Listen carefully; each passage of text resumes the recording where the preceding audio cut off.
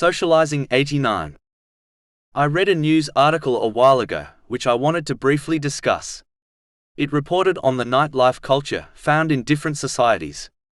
A narration found in Sunan ibn Majah, number 701, advises that the Holy Prophet Muhammad, peace and blessings be upon him, disliked sleeping before performing the late evening obligatory prayer and disliked engaging in conversation after performing it.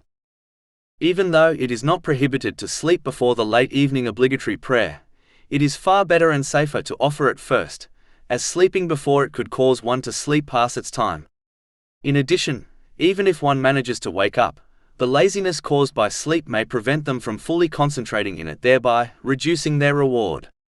Finally, it is best to offer it and all the rest of the obligatory prayers as soon as they happen, as this is one of the most beloved righteous deeds to Allah, the Exalted, according to a narration found in Sunan an-Nasai, number 612.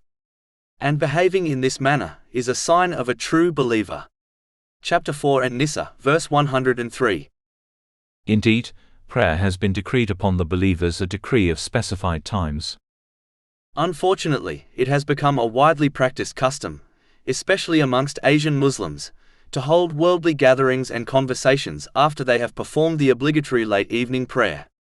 Even though this is not prohibited, yet it often leads to vain speech, which is a waste of time. This will be a great regret for them on Judgment Day, especially when they observe the reward given to those who utilize their resources correctly.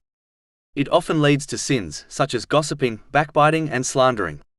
And even if one is protected from this, staying up in the evening unnecessarily will only make them more tired, thereby making it harder for them to wake up and perform the obligatory dawn prayer correctly.